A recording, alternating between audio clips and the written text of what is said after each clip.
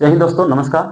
मैं सुडू pilot channel में आपका स्वागत है। तो आज से मध्यकालीन भारत यानी कि मेडाइवल हिस्ट्री की शुरुआत करते हैं। इसके बाद मॉडर्न हिस्ट्री आधुनिक भारत की शुरुआत करेंगे, क्योंकि मध्यकालीन भारत शुरुआत करने का मेन रीजन है कि यहाँ से क्वेश्चंस एग्जाम में बहुत सारे बनते हैं।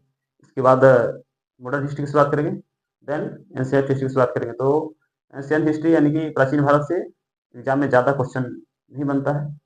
इसकी वजह से हमने मेडाइवल हिस्ट्री से शुरुआत की है। तो सबसे पहले मेडाइवल हिस्ट्री पढ़ने का जो तरीका है वो हमें कैसे मालूम होना चाहिए, कौन कौन से मतलब सब्जेक्ट है, इसमें विषय सूची है जिसको अपना किस तरह से पढ़ सकते हैं। तो सबसे पहले मेडाइवल हिस्ट्री को हम लोग पढ़ेंगे 5 कालखंडों में बांट करके। 5 कालखंड में इसको बांट करके पढ़ेंगे। अगर मेडाइवल हिस्ट्री की कालखंड की बात की जाए तो इसकी कालखंड है 712 ईस्वी से लेकर के और 1707 ईस्वी तक। यानी कि मार्च में मार्च 1707 में औरंगजेब की मृत्यु हो गई थी, तो वहां तक पढ़ना है। और 712 में क्या हुआ कि अरब ने है जो सिंध पर आक्रमण किया, तो सिंध अभी पाकिस्तान वाले क्षेत्र में चला गया है।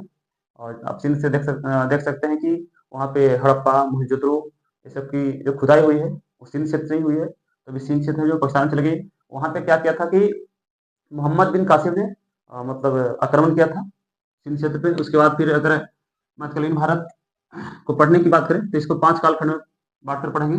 सबसे पहला है राष्ट्रकूट राष्ट्रकूट पाल, उसके बाद प्रतिहार, संघर्षों का काल भी इसको कहते हैं, संघर्षों का काल। इसमें क्या हुआ कि जब आप देखे होंगे कि त्रिपक्षीय संघर्ष हुआ, तो त्रिपक्षीय संघर्ष में राष्ट्रकूट राष्ट्रकूट पाल प्रतिहार तीनों मिलकर के संघर्ष हुआ। उसमें देखेंगे कि पहले जैसे मगध का उत्कर्ष होता है, जब मगध बोलते हैं तो एक क्या होता है, बहुत बड़ा साम्राज्य होता है। उससे उसी टाइप से मगध को कनौज में मतलब एक तरह से कहीं कि उसी तरह से मान्यता को लेकर के और उन्होंने त्रिपक्षीय संघर्ष किया। इनको संघर्षों का काल खंड में बांट करके पढ़ेंगे और इसको विस्तार से चर्चा किया जाएगा। उसके बाद फिर अगर दूसरा देखें तो दूसरा है राजपूत काल। राजपूत काल राजपूत काल राजपूत काल के शासक के बारे में पढ़ेंगे कि किस तरह से राजपूत काल ने मतलब कहाँ कहाँ शासन किए, कौन कौन से शासक शासन किए। उसके बाद फिर अगर तीसरा की बात करें तो तीसरा है, इसको हम क्या बोलते हैं, भक्ति काल। भक्ति काल, इसमें भक्ति काल हो गया, फिर सूफी काल हो गया उसमें। उसके बाद फिर इसमें सूफी काल भी हो गया, सूफी काल। उसके बाद फिर जो महत्वपूर्ण टॉपिक है वो है चौथा चौथा है सल्तनत काल। सल्तनत काल सल्तनत काल की बात करें तो इसमें आप देखेंगे कि जो मेन रूप से पढ़ना है वो है गुलाम वंश। गुलाम वंश जिसको हम लोग मामलुक वंश भी कहते हैं, मामलुक वंश भी कहते हैं। उसके बाद फिर दूसरा है खिलजी वंश, खिलजी वंश। उसके बाद फिर तुगलक वंश है, तुगलक वंश। उसके बाद फिर हो गया सैयद वंश और चौथा है लोधी वंश।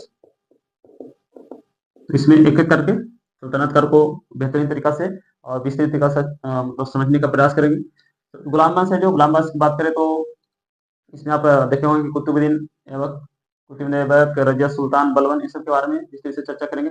उसके बाद खिलजी वंश के संस्थापक थे और जलालुद्दीन खिलजी। तुगलक वंश गयासुद्दीन तुगलक थे। सैयद वंश का जो शासन रहा बहुत ही छोटा शासन रहा। उसके बाद फिर लोधी वंश, बहलोल लोधी, इसके लास्ट में पढ़ेंगे। उसके बाद अगर पश्चिमा है तो पश्चिमा है मुगल काल। मुगल काल, मुगल काल में मुगल कालखंड की बात करें तो मुगल काल में सबसे पहले पढ़ेंगे बाबर। मुगल काल की शुरुआत कब हुई, जैसे पानीपत के प्रथम युद्ध हुआ तो 16वीं शताब्दी में, उस टाइम से मुगल काल की शुरुआत हुई। इसमें पढ़ेंगे बाबर, उसके बाद हुमायूं, अकबर, जहांगीर, शाहजहां, उसके बाद फिर औरंगजेब। औरंगजेब औरंगजेब की मृत्यु 1707 में हो गई। तो यहीं तक मध्यकालीन भारत लास्ट होता है। बाबर सबसे पहले बाबर, उसके बाद हुमायूं। हुमायूं को जो 7 सब चले वो शेर शाह सूरी थे। शेर शाह सूरी ने एक तरह से कहें तो हुमायूं को बहुत ही तनाव भरे मतलब शासक के रूप में रखा गया इसको, क्योंकि पूरा जिंदगी लड़खड़ाते रहे। और एक जो लेनपुरी इतिहासकार हैं वो बोले थे कि इनका तनावपूर्ण जीवन रहा, लड़खड़ाते लड़खड़ाते मतलब इनका शासन चला और इनकी मृत्यु जो हो गई वो लड़खड़ाते लड़खड़ाते ही हो गई। उसके बाद फिर अकबर का किस तरह से साम्राज्य है, फिर जहांगीर, शाहजहां और अजय के बारे में पढ़ेंगे। तो मध्यकालीन भारत का जो कालखंड है वो 712 से लेकर के 1707 ईस्वी तक थी। और इसके बारे में जो आपको